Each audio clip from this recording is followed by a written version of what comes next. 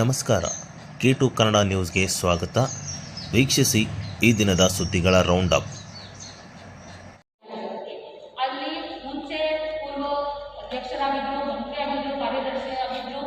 ಮತ್ತೆ ಈ ಐತಿಹಾಸಿಕ ಪ್ರಸಿದ್ಧ ಜೈನ ಬಸದಿಗಳ ರಮ್ಯ ತಾಣವಾದ ರಾಯಚೂರಿನ ಪರಮ ಪವಿತ್ರ ನೆಲದಲ್ಲಿ ಆಚಾರ್ಯ ಭಗವಂತ 1008 ಶ್ರೀ ಶ್ರೀ ಪಾಶ್ಚಚಂದ್ರಜಿ ಮಾಸ ಅವರಿಂದ ದಿನಾಂಕ 11ರಂದು ಮುಮುಕ್ಷು ಶ್ರೀ ದಿಲೀಪ್ ಕುಮಾರ್ ದೋಖಾ ಅವರ ಜೈನ ಭಗವತಿ ದೀಕ್ಷೆಯನ್ನು ಸ್ವೀಕರಿಸಲಿದ್ದಾರೆ ಎಂದು ಜೈನ ಸಮಣಿ ನಿರ್ದೇಶಕ ಡಾಕ್ಟರ್ ಸುಯಶ್ ನಿಧಿಜಿ ಹೇಳಿದರು. ಅವರಿಂದು ನಗರದ ಜೈನ ಮಂದಿರದ ಮುಂದಿನ ಜೈನ್ ಸ್ನಾನಕದಲ್ಲಿ ಕರೆದ ಸುದ್ದಿಗೋಷ್ಠಿಯಲ್ಲಿ ಮಾತನಾಡಿ, ಈ ಕಾರ್ಯಕ್ರಮದ ಸಾನ್ನಿಧ್ಯವನ್ನು ಪ್ರವಚನ ಪ್ರಭಾವಕ ಡಾಕ್ಟರ್ ಶ್ರೀ ಪರಮಚಂದ್ರಜಿ ಮಹಾರಾಜ, ಶ್ರೀ ಜಯ ದುರಂದರ ಮುನಿಜಿ, ಶ್ರೀ ಜಯಕಲಶ ಮುನಿಜಿ ಮತ್ತು ಜಯಪುರಂದರ ಮುನಿಜಿ ಗುರುಗಳು, ಜೈನ ಸಮಣಿ ಶ್ರೀ ನಿಧಿಜಿ, ಸಮಣಿ ನಿರ್ದೇಶಕ ಡಾಕ್ಟರ್ ಶತ್ರು ನಿಧಿಜಿ ಸಮಣಿ, ಡಾಕ್ಟರ್ ಸುಗು ನಿಧಿಜಿ ಸಮಣಿ, ಡಾಕ್ಟರ್ ಸುಧನ್ ನಿಧಿಜಿ ವಹಿಸಲಿದ್ದಾರೆ ಎಂದು ಹೇಳಿದರು. ಇನ್ನು ಆ ಒಂದು ಭಗವತಿ ದೀಕ್ಷೆಯ ದಿನದಂದು ದೋಖಾ ಭವನದಿಂದ ಗಂಜ್ ಕಲ್ಯಾಣ ಮಂಟಪದವರೆಗೆ ಬೆಳಗ್ಗೆ 8:30ರಿಂದ ಶೋಭಾಯಾತ್ರೆ ನಡೆಯಲಿದೆ ಎಂದು ತಿಳಿಸಿದರು. ಈ ಒಂದು ಕಾರ್ಯಕ್ರಮದಲ್ಲಿ ಎಲ್ಲರೂ ಭಾಗವಹಿಸಿ ಈ ಒಂದು ಕಾರ್ಯಕ್ರಮವನ್ನು ಯಶಸ್ವಿ ಮಾಡಬೇಕು ಎಂದು ಮನವಿ ಮಾಡಿದರು. ನಿಗ್ರಹಿಸಿಕೊಂಡು ನಮ್ಮ ಜೀವನದಲ್ಲಿ ಸನ್ಯಾಸತ್ವ ತಗೊಂಡು ಆತ್ಮ ಸಾಕ್ಷಾತ್ಕಾರಕ್ಕೋಸ್ಕರ ಮುಂದುವರಿಯೋದೇ ಜೈನ ಸಂಯಮ, ಜೈನ ಭಗವತಿ ದೀಕ್ಷೆ. ನಮ್ಮ ಮುಂದೆ ಇವಾಗ ಆಚಾರ್ಯ ಶ್ರೀ ಪಾರ್ಶ್ವಚಂದ್ರಜಿ ಮಹಾರಾಜ್ ಸಾಹೇಬರು ಮತ್ತು ಡಾಕ್ಟರ್ ಶ್ರೀ ಪದಮಚಂದ್ರಜಿ ಮಹಾರಾಜ್ ಸಾಹೇಬರು, ಜಯ ದುರಂದರ ಮುನಿಜಿ ಮಹಾರಾಜ್ ಸಾಹೇಬರು, ಎಲ್ಲರ ಹೆಸರು ನಾನು ನಿಮಗೆ ಕೊನೆಗೆ ಬರ್ಕೊಳ್ತಿದ್ದೀನಿ. ಜಯ ಕಲಶ ಮುನಿಜಿ ಮತ್ತು ಜಯ ಪುರಂದರ ಮುನಿಜಿ 5 ಗುರುಗಳಿದ್ದಾರೆ. ಮತ್ತು ನಮ್ಮದು ಸಮಣಿ ಅವರದ್ದು ಒಂದು ನಿಗಡ ಇದೆ, ಜೈನ್ ಸಮಣಿ ಶ್ರೀ ನಿಧಿಜಿ, ಶುದ್ಧ ನಿಧಿಜಿ, ನಾನು ಸುಯಶ್ ನಿಧಿಜಿ ಮತ್ತು ಸುಗಮ್ ನಿಧಿಜಿ, ಸುಧನ್ ನಿಧಿಜಿ, ಶಿವೋಗ್ ನಿಧಿಜಿ, ನಾವು 6 ಜನ ಇದ್ದೀವಿ. ಎಲ್ಲರ ಸಾನ್ನಿಧ್ಯದಲ್ಲಿ 11 ಜೂನ್ ತಾರೀಕಿಗೆ ಬೆಳಗ್ಗೆ 9:30ರಿಂದ ಮುಮುಕ್ಷು ಶ್ರೀ ದಿಲೀಪ್ ಕುಮಾರ್ ದೋಖಾ ಅವರದ್ದು ಜೈನ ಭಾಗವತಿ ದೀಕ್ಷೆ ಮಹೋತ್ಸವ ಈ ರಾಯಚೂರು ಪ್ರಾಂಗಣದಲ್ಲಿ ಆಗ್ತಾ ಇದೆ. ರಾಯಚೂರು ಇತಿಹಾಸದಲ್ಲೇ ಇದು ಮೊದಲ ಬಾರಿ. ಯಾಕೆಂತಂದರೆ ಇದುವರೆಗೂ ರಾಯಚೂರಲ್ಲಿ ಜೈನ ಭಾಗವತಿ ದೀಕ್ಷೆ ಏನು ಆಗಿದೆ ಎಲ್ಲರೂ ಮಹಿಳೆಯರು. ಪುರುಷರ ವಿಂಗಡದಲ್ಲಿ ಇದು ಮೊದಲನೇ ಜೈನ ಭಾಗವತಿ ದೀಕ್ಷೆ ಮತ್ತು ಅದು ಕೂಡ ನಾನು ಹೆಮ್ಮೆಯಿಂದ ಹೇಳ್ಬೋದು. ಜಯಗಚ್ಚೆ ಅಂದರೆ ನಮ್ಮ ಆಚಾರ್ಯ ಸಮ್ರಾಟ್ ಪೂಜ್ಯ ಶ್ರೀ ಜಯಮಲ್ಜಿ ಮಹಾರಾಜ್ ಸಾಹೇಬರ ಒಂದು ಪರಂಪರೆ, 300 ವರ್ಷದ ಹಳೆಯ ಈ ಪರಂಪರೆ ಮೊದಲ ಪರಂಪರೆ ಅಂತ ಹೇಳ್ಬೋದು. ಈ ಪರಂಪರೆಯಲ್ಲಿ ಈ ಸಲ 12 ವರ್ಷ ಆದಮೇಲೆ ಗುರು ಭಗವಂತರು ಸೌತ್ ಕಡೆ ಬಂದಿದ್ದಾರೆ. ಮತ್ತು ಸೌತ್ ಬಂದ ಮೇಲೆ ಇದು ಮೊದಲನೇ ಜೈನ ಭಗವತಿ ದೀಕ್ಷೆ. ಅದು ರಾಯಚೂರು ಇತಿಹಾಸದಲ್ಲಿ ಪುರುಷರ ಜೈನ ಭಾಗವತಿ ದೀಕ್ಷೆ. ಸೊ ಇದು ಒಂದು ಹೆಮ್ಮೆಯ ವಿಷಯ. ಮತ್ತು ದೋಖಾ ಪರಿವಾರ, ದೋಖಾ ಫ್ಯಾಮಿಲಿ ಮುಂಚೆಯಿಂದಲೂ ಗುರುಗಳ ಪ್ರತಿ ತುಂಬ ಶ್ರದ್ಧೆ, ಭಕ್ತಿ, ಭಾವನೆ ಇಟ್ಕೊಂಡಿರೋದು ಮತ್ತು ಯಾವಾಗಲೂ ಗುರುಗಳ ಪ್ರತಿ ಸಮರ್ಪಣೆ ಭಾವೆ. ಮತ್ತು ಈ ಜೈನ ಭಾಗವತಿ ದೀಕ್ಷೆ ಏನು ಅಂತಂದರೆ, ಇದರಲ್ಲಿ ನೀವು ಜೈನ ಸನ್ಯಾಸರು, ಜೈನ ಮುನಿಗಳು ಯಾರು ಅಂತ ನಿಮಗೆಲ್ಲರಿಗೂ ಗೊತ್ತು.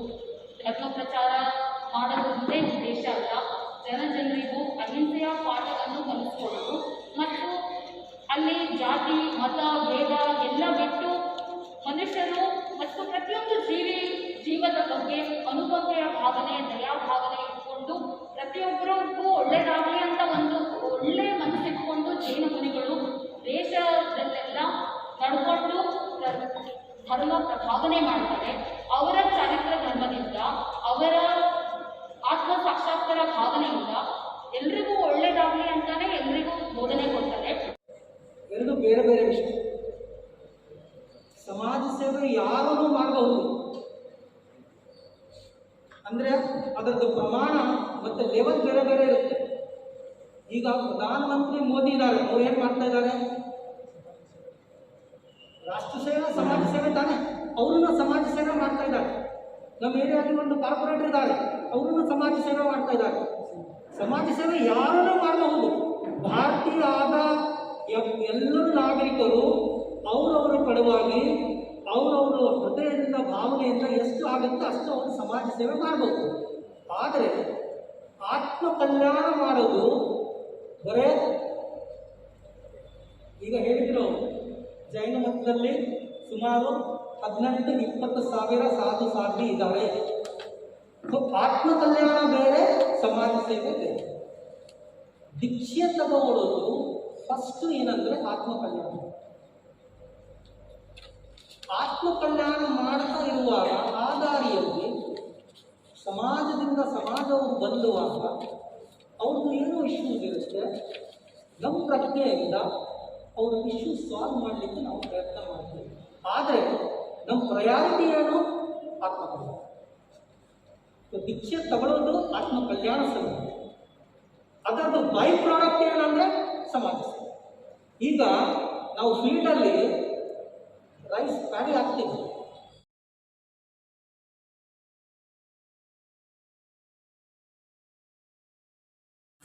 ಅಖಿಲ ಭಾರತ ದಲಿತ ಸಾಹಿತ್ಯ ಸಮ್ಮೇಳನ ಜೂನ್ 28 ಮತ್ತು 29ರಂದು ರಾಯಚೂರು ನಗರದಲ್ಲಿ ನಡೆಯಲಿದ್ದು, ಸಮ್ಮೇಳನದ ಸರ್ವಾಧ್ಯಕ್ಷರನ್ನಾಗಿ ಸಾಹಿತಿ ಡಾಕ್ಟರ್ ಜಯದೇವಿ ಗಾಯಕ್ವಾಡ್ ಅವರನ್ನು ಆಯ್ಕೆ ಮಾಡಲಾಗಿದೆ ಎಂದು ದಲಿತ ಸಾಹಿತ್ಯ ಪರಿಷತ್ತು ರಾಜ್ಯಾಧ್ಯಕ್ಷ ಡಾಕ್ಟರ್ ಅರ್ಜುನ್ ಗೋಳಸಂಗಿ ಅವರು ಹೇಳಿದರು.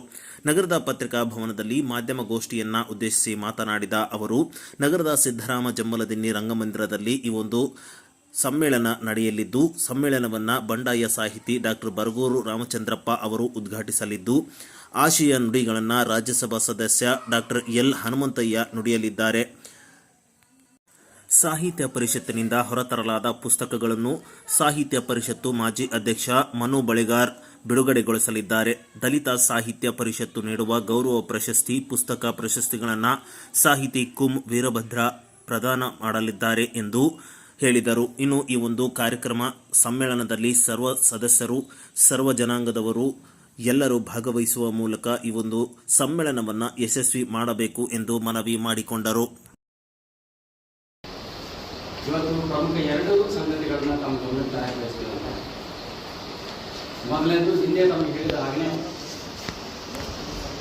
ಜೂನ್ 28, 29ರಂದು 2 ದಿನಗಳ ಕಾಲ ನಡೆಯತಕ್ಕಂಥ 11ನೇ ಅಖಿಲ ಭಾರತ ದಲಿತ ಸಾಹಿತ್ಯ ಸಮ್ಮೇಳನದ ಸರ್ವಾಧ್ಯಕ್ಷರಾಗಿ ಆಯ್ಕೆಯಾಗಿರೋರನ್ನು ಘೋಷಣೆ ಮಾಡತಕ್ಕಂಥ ಈ ಪತ್ರಿಕಾ ಸಭೆ ಕಲ್ಯಾಣ ಕರ್ನಾಟಕದ ಲೇಖಕಿಯಾಗಿ ಗುರುತಿಸಿಕೊಂಡಿರ್ತಕ್ಕಂಥ ಹೆಸರಾಂತ ಬರಹಗಾರರು, ಗಜಲ್ ಬರಹಗಾರರು, ಕನ್ನಡ ಸಾಹಿತ್ಯದ ಎಲ್ಲ ಪ್ರಕಾರಗಳಲ್ಲಿ ಕೆಲಸ ಮಾಡಿರ್ತಕ್ಕಂಥ ಯಾದಗಿರಿಯ ಆ ಜಿಲ್ಲೆಯ ಇಟಗಿ ಗ್ರಾಮದ ಡಾಕ್ಟರ್ ಜಯದೇವಿ ಗಾಯಕ್ವಾಡ್ ಅವರನ್ನು 11ನೆಯ ಅಖಿಲ ಭಾರತ ದಲಿತ ಸಾಹಿತ್ಯ ಸಮ್ಮೇಳನದ ಸರ್ವಾಧ್ಯಕ್ಷರನ್ನಾಗಿ ಆಯ್ಕೆ ಮಾಡಲಾಗಿದೆ ಅನ್ನೋದನ್ನು ನಾವು ಗಮನಕ್ಕೆ ತರಬೇಕಿದೆ. ನಮ್ದು ಆಯ್ಕೆ ಕ್ರಮ ಏನು ಅನ್ನೋದನ್ನು ತಮ್ಮ ಜೊತೆ ಹಂಚಿಕೊಳ್ತೀನಿ. ನಾನು ಆಗಲೇ ಹೇಳಿದಾಗಲೇ ಕನ್ನಡ ಸಾಹಿತ್ಯ, ಕನ್ನಡ ದಲಿತ ಸಾಹಿತ್ಯ, ಯಾಕಂದ್ರೆ ಕನ್ನಡ ದಲಿತ ಸಾಹಿತ್ಯದೊಳಗೆ ದಲಿತ ಸಾಹಿತ್ಯ ಅತ್ಯಂತ ಪ್ರಮುಖ ಘಟನೆ. ಈಗ ಎಲ್ಲ ವಿಶ್ವವಿದ್ಯಾಲಯದ ಪಠ್ಯವಾಗಿ ಕೂಡ ಅಭ್ಯಾಸ ಮಾಡ್ತಾರೆ. ಒಂದು ಪ್ರಕಾರವಾಗಿಯೇ ಬೆಳೆದದ್ರಿಂದ ದಲಿತ ಪರಿಷತ್ತು ಒಂದು ಮಹಿಳಾ ಆದ್ಯತೆ ಹಿನ್ನೆಲೆಯೊಳಗೆ ಕಲ್ಯಾಣ ಕರ್ನಾಟಕದ ಡಾಕ್ಟರ್ ಜಯದೇವಿ ಗಾಯಕ್ವಾಡ್ ಅವರನ್ನು ಸರ್ವಾಧ್ಯಕ್ಷರ ಆಯ್ಕೆ ಮಾಡಿಕೊಂಡಿದೆ ಅಂತ ಗಮನಿಸ್ಕೊಂಡು ಬಂದು ಅವ್ರ ಬಗ್ಗೆ ಒಂದು ಸಣ್ಣ ಸಂಕ್ಷಿಪ್ತ ಪರಿಚಯ ನಾನು ಸಂಪೂರ್ಣ ಹೇಳಕ್ಕೆ ಹೋಗುವುದಿಲ್ಲ.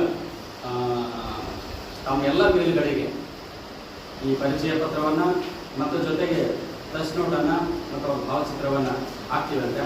ಸುಮ್ಮನೆ ಒಂದು ಅವರು ಏನೇನು ಕೆಲಸ ಮಾಡಿದ್ರು ಅನ್ನೋದನ್ನು ಹೇಳೋದಾದ್ರೆ, ಅವರು ಗುರುತಿಸ್ಕೊಂಡಿದ್ದೆ ಗಜಲ್ ಕಾರತಿ ಅಂತ ಹೇಳಿ, ಮತ್ತು ಒಳ್ಳೆಯ ಮಾತುಗಾರತಿ.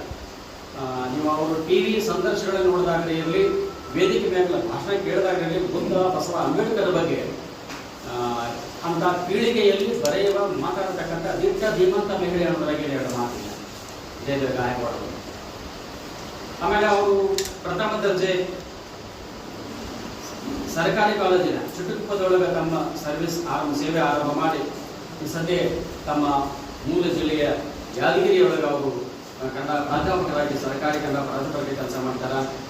ಚುಟುಕು ಬರೆಯೋದ್ರ ಮೂಲಕ ಅವರು ಸಾಹಿತ್ಯ ಕೃಷಿ ಆರಂಭ ಮಾಡಿರ್ತಕ್ಕಂಥ ಜಯದೇವ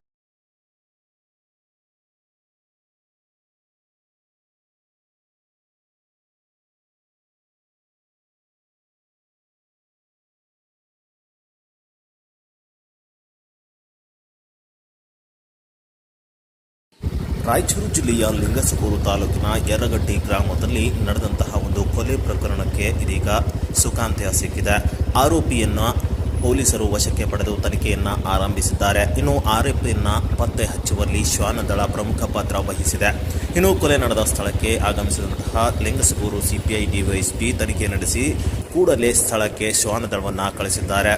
ಈ ವೇಳೆ ಸ್ಥಳಕ್ಕೆ ಆಗಮಿಸಿದ ಶ್ವಾನದಳದ ನಾಯಿಯೊಂದು ಕೂಡಲೇ ಅಲ್ಲಿ ಬಿದ್ದಿದ್ದ ಕೊಡಲಿಯನ್ನು ಮೂಸಿ ನೋಡುವ ಮುಖಾಂತರ 5 ಕಿಲೋಮೀಟರ್ ದೂರದಲ್ಲಿ ಇರುವಂತಹ ಯರಗಂಟಿ ಗ್ರಾಮದ ಆರೋಪಿ ಮನೆಗೆ ನೇರವಾಗಿ ತೆರಳಿ ಆರೋಪಿ ಮನೆ ಬಳಿ ಮಲಗಿದೆ. ಇನ್ನು ಈ ವೇಳೆ ಆರೋಪಿಯನ್ನು ವಶಕ್ಕೆ ಪಡೆದ ಪೊಲೀಸರು ತನಿಖೆ ನಡೆಸುತ್ತಿದ್ದು, ಆರೋಪಿ ಯಾವುದೋ ಒಂದು ಮಹಿಳೆ ವಿಚಾರಕ್ಕೆ ಗುಪ್ತರೋಗಕ್ಕೆ ತುತ್ತಾಗಿ ಈ ಒಂದು ಗುಪ್ತರೋಗಕ್ಕೆ ಕಾರಣ ಇವನೇ ಎಂದು ಬಸನಗೌಡನನ್ನು ಕೊಡಲಿಯಿಂದ ತಲೆಗೆ ಹೊಡೆದು ಸಾಯಿಸಿದ ಪ್ರಕರಣ ಇದೀಗ ಪೊಲೀಸ್ ಹಂತಕ್ಕೆ ತಲುಪಿದ್ದು, ಇದೀಗ ಆರೋಪಿಯನ್ನು ವಶಕ್ಕೆ ಪಡೆದಿರುವ ಪೊಲೀಸರು ಹೆಚ್ಚಿನ ತನಿಖೆಯನ್ನು ಆರಂಭಿಸಿದ್ದಾರೆ. ಒಟ್ಟಾರೆಯಾಗಿ ಈ ಒಂದು ಪ್ರಕರಣದಲ್ಲಿ ಆರೋಪಿಯನ್ನು ಬಂಧಿಸುವಲ್ಲಿ ಶ್ವಾನದಳ ಪ್ರಮುಖ ಪಾತ್ರ ವಹಿಸಿದೆ.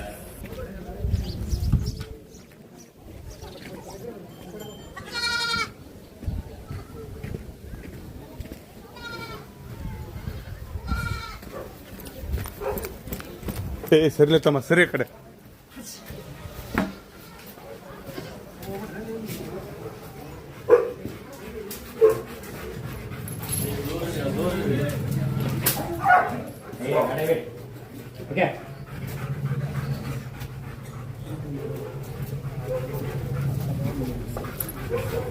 ಕಂಪ್ಲೀಟ್ ಮಾಡ್ಬೇಕು.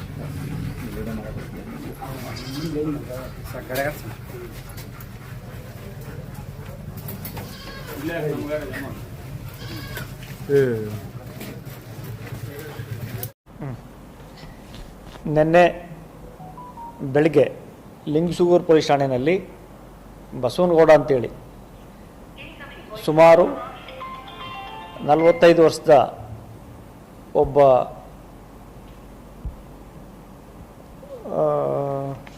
ಯರಗುಂಟ ಗ್ರಾಮದ ಒಬ್ಬ ಪುರುಷ ಕೊಲೆಯಾಗಿದ್ದಾರೆ. ಈ ಸಂಬಂಧ ನಿನ್ನೆ ಲಿಂಗಸಗೂರು ಪೊಲೀಸ್ ಠಾಣೆಯಲ್ಲಿ ಕೇಸ್ ರಿಜಿಸ್ಟರ್ ಆಗಿದೆ. ಕಾರಣ ಇಷ್ಟೇ, ಹಳೆ ದ್ವೇಷ ಅಂತಂದರೆ ಯಾರು ಅವ್ನು ಮರ್ಡರ್ ಮಾಡಿದ್ದಾರೆ ಶರಣಪ್ಪ ಅಂತೇಳಿ, ಇಬ್ಬರು ಕೂಡ ತುಂಬ ತಿಕೇಶ್ ಫ್ರೆಂಡ್ಸು 10 ವರ್ಷಗಳಿಂದ. ಯಾವುದೋ ಒಂದು ಮಹಿಳೆ ವಿಚಾರ ಸಂಬಂಧಪಟ್ಟಂಗೆ ಇಬ್ಬರಲ್ಲೂ ಕೂಡ ಒಂದು ಸ್ನೇಹ ಸಂಬಂಧ ಏರ್ಪಟ್ಟು ಆರೋಪಿ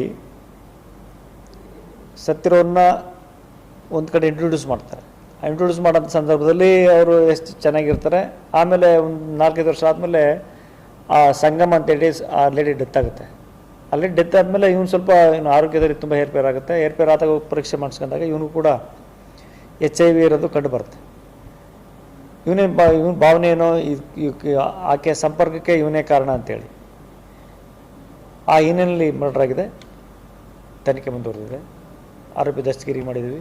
ಮತ್ತು ಕೃತ್ಯಕ್ಕೆ ಉಪಯೋಗಿಸಿದಂತಹ ವಸ್ತುಗಳು ಪರಿಶೀಲನೆಯಲ್ಲಿದ್ದಾವೆ. ತನಿಖೆ ಪ್ರಗತಿಯಲ್ಲಿದೆ. Thank you.